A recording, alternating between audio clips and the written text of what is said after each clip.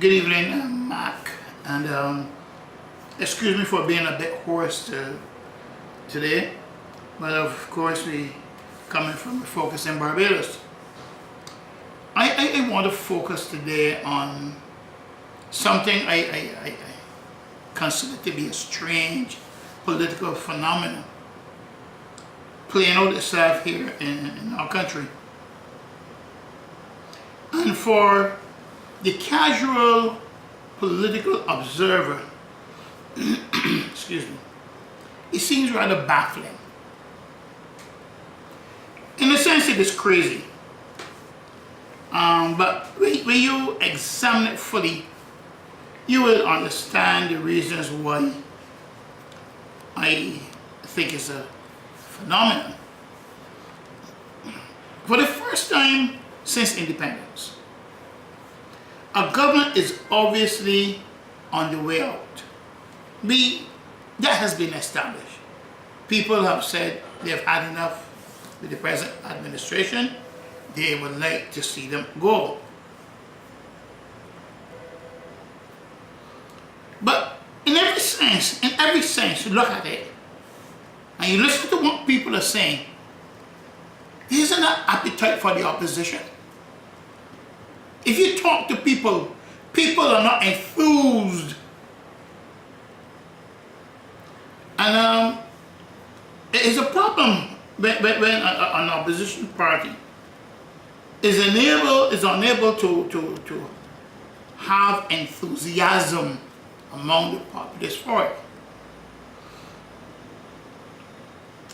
Because they do not see the opposition as the government in waiting. And you cannot blame people for that perception or for that feeling. That has to be emanating from the opposition party itself. You heard what I just said, right? I said, the people of this country does not see the opposition as the government in waiting. We have never seen this before. And that's why we call it a strange phenomenon. People, this is very serious. This is a very, very, very serious thing. Elections are less than 1 year away, and yet still, there's no enthusiasm for the opposition to form the government.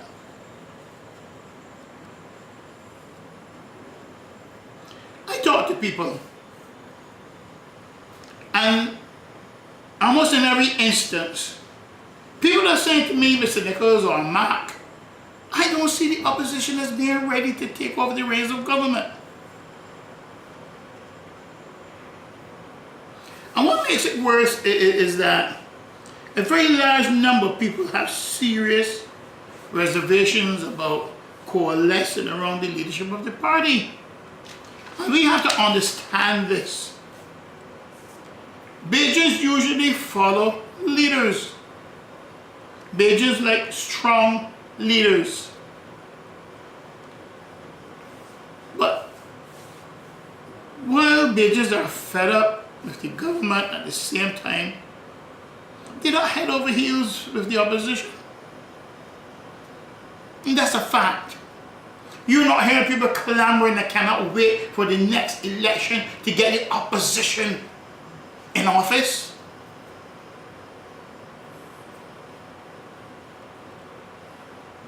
And they point to one thing: the leadership. Why is this? And that's why I say this is a strange phenomenon. That's why I say this is very serious. And that's not all, you know. Let us take a look post-independence. 1976, 1986, 1994, 2008. Whenever there was an imminent change and an imminent change of government, the people saw the opposition as the alternative.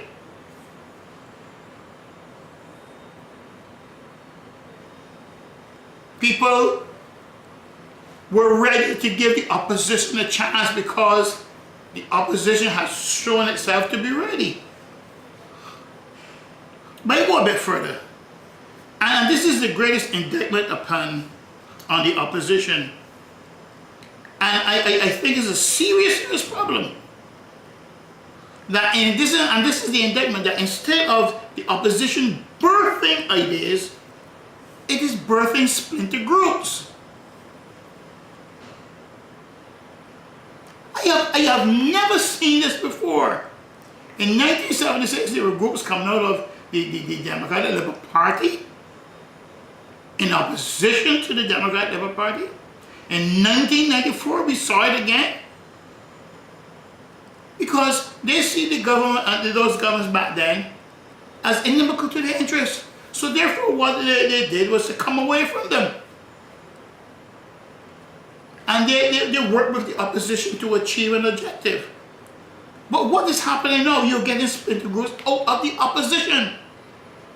So the perception goes out there in the public, into the public domain, that the opposition is not ready to take over the reins of government.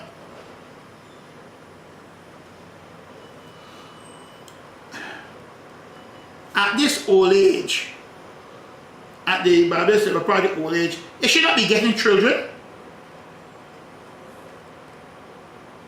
They should not be getting children at this age. It's too old to be getting children.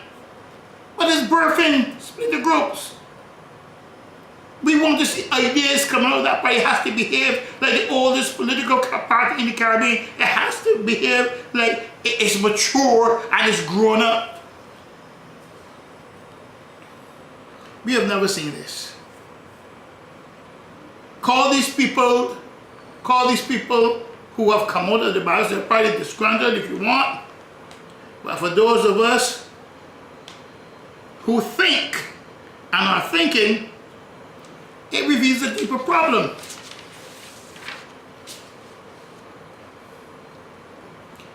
The party needs to be seen as a serious party. If people are going to take them serious, they have to behave like they're serious. We have a serious economic crisis on our hands. What's the response? A march. A national march of disgust. I wonder, what is this? What is a national march of disgust? But the Barbados Labour Party has to be careful, because they just have a very funny way of laughing at things. Now, this is a party you want to be careful, because the people may say, "Man, I be disgusted with you too."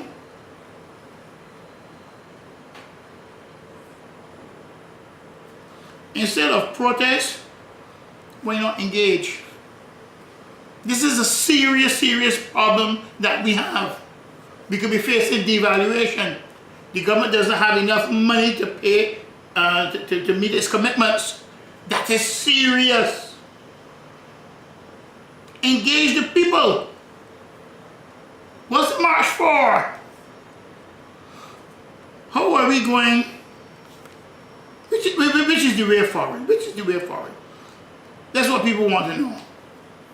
How are we going to tackle the problems we have as a country?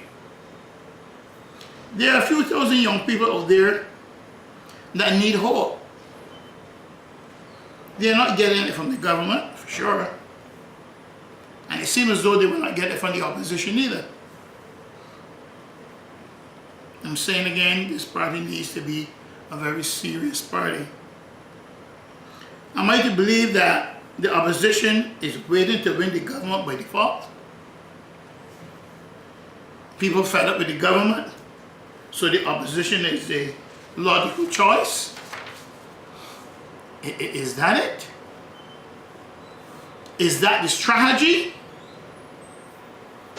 My problem with all this that is happening in our country is that we need something big, really big, some big overarching idea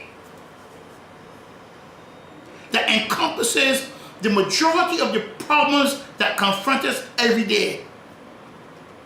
Whether it's a lack of good leadership, lack of good management, whether it is the problems we have with deviant youth. whether it's the problems we have in the home.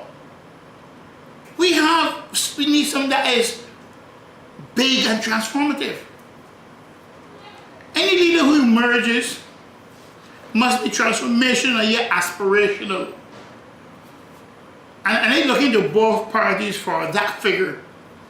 And I'm hard pressed to find one. And I've been doing this for some time, looking into the parties, looking at all the new candidates. And there has never been one who've come forward that has struck me, that is serious enough that we can say, okay, he or she is one for the future. And it shows me that we have a problem as a nation, and that the pool from which we are drawing our leaders is a very shallow pool. And it shows me that pool really reveals the problems we have in our education system and the problem we have in our homes.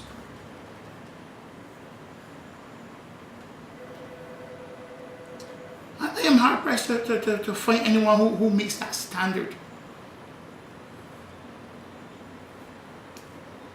We came through the 50s with Sir Grantley, then Albert Barra, then Tom Adams, then Bree St. John, then Sir Erskine Lloyd, then Owen Arthur, and to a much less extent David Thompson. I won't put him in that group. He goes in a separate group. But if you look and see those who have gone before and how they have given to our country, how they have led our country, and you look at the quality of those men and the quality of their minds and compare it to what we have now, you would realize that we have a serious problem. And that problem that we have is evident today in the quality of speeches in our parliament. Look at the quality of the leadership in our ministries. And you see that there is a serious problem that this country has going forward. And why are men of great integrity staying away from politics? We have a lot of poor boys and poor girls coming into politics because people of integrity don't want to get in. They come in, and then when they come in, they do the dog, literally speaking. They go on the rampage. Nobody can stop them. And this is a country that is in a mess, economically and socially, and we have an opposition faced with a serious problem who refuses to be serious.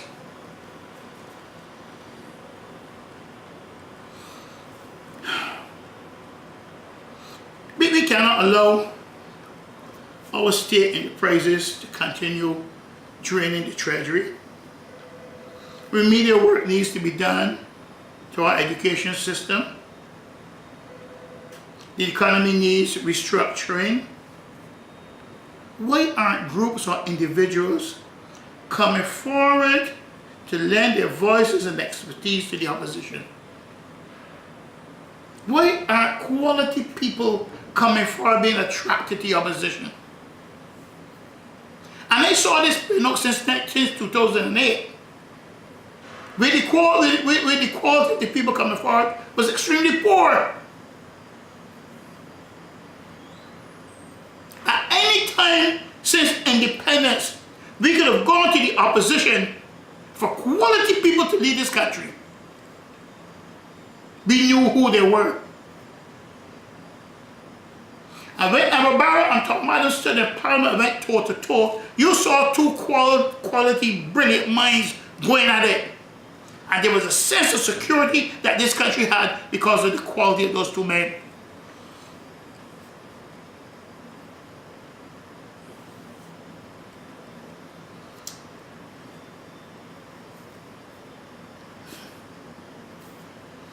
But that's what we get when we sit back and we decide we want the change to come from the political parties. That's what happens when we want the change to come from top down.